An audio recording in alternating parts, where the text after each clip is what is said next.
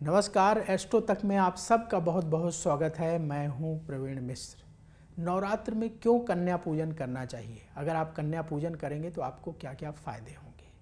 देखिए, नवरात्र में हम माँ दुर्गा की आराधना करते हैं और माँ दुर्गा तब बहुत प्रसन्न होती हैं जब हम कन्याओं का पूजन करते हैं, छोटी छोटी कन्याओं का पूजन करते हैं, उन्हें माँ दुर्गा का प्रतीक मान करके, तो माँ दुर्गा बहुत प्रसन्न होती हैं। इसीलिए पूरे भारतवर्ष में कन्या पूजन की परंपरा है। आप कैसे कन्या पूजन करें ताकि आपको माँ दुर्गा की विशेष कृपा मिले? कुछ लोग कहते हैं जी हम हर साल कन्या पूजन करते हैं लेकिन कोई फ़ायदा नहीं हो रहा है। तो आप कन्या पूजन सही तरीके से करिए तो आपको अवश्य फ़ायदा होगा। सबसे पहले तो आपके अंदर भक्ति का भाव होना चाहिए कि आप कन्या पूजन करने जा रहे हैं, माँ दुर्गा को अपने घर बुलाने जा रहे हैं। इस तरह का पवित्र भाव होना चाहिए। तो कन्या पूजन नवरात्र की अष्टमी तिथि को और नवरात्र की नवमी तिथि को करना चाहिए। तो नवरात्र की अष्टमी तिथि इस बार 16 अप्रैल को है और नवरात्र की नवमी तिथि इस बार 17 अप्रैल को है।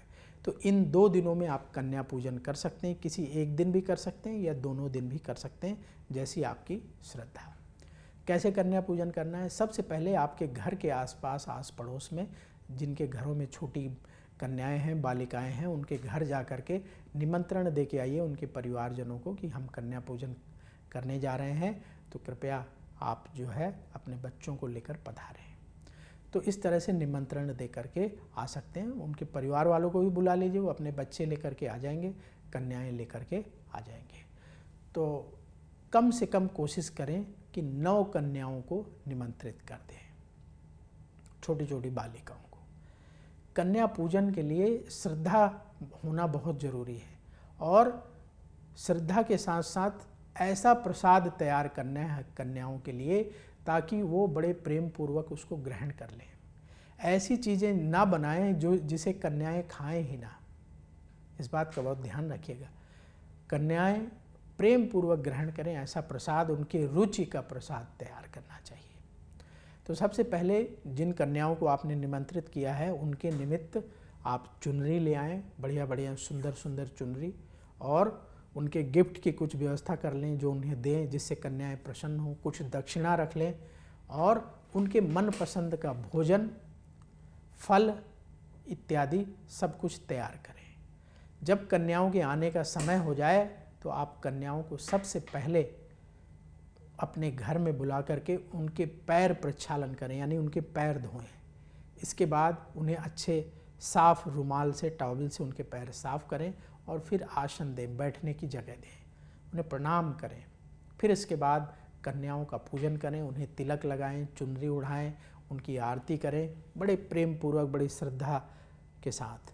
इसके बाद जो आपने उनके मन पसंद का प्रसाद बनाया है, सबसे पहले अपने घर में माँ दुर्गा को अर्पित करें, आपके मंदिर में जा कर के अर्पित करें और इसके बाद प्रसाद कन्याओं को दें। बड़े प्रेम पूर्वक धैर्य से भोजन कराएं।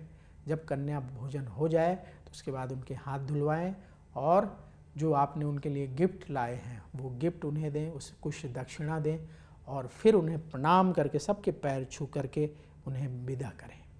इस पूरे कन्या पूजन के दौरान भक्ति भाव पूरे परिवार वाले अवश्य दिखाएं, जिससे कि जो लोग अपनी कन्याओं को लेकर आए हैं वो भी प्रसन्न हो कि आप बड़े अच्छे से कन्या पूजन करते हैं और आपके अंदर भी एक शांति का, संतुष्टि का भाव हो। तो इस तरीके से धैर्य से जो लोग पूरी भक्ति भाव से कन्या पूजन करते हैं, माँ दुर्गा उन पर प्रसन्न होती हैं और विशेष आशीर्वाद उन्हें प्रदान करते हैं। तो बड़े धैर्य से आपको कन्या पूजन करना है। इस तरीके से आप कन्या पूजन करिए, अवश्य माँ दुर्गा आप पर प्रसन्न होगी। तो देखते रहिए एस्ट्रो तक, बहुत जल्दी आपसे मुलाकात होगी। नमस्कार। एस्ट्रो तक ऐप पर आपको मिलेगा भविष्य से जुड़े हर सवाल का जवाब। डाउनलोड कीजिए एस्ट्रो तक ऐप और चुटकी में जुड़िए इंडिया के बेस्ट एस्ट्रोलॉजर से।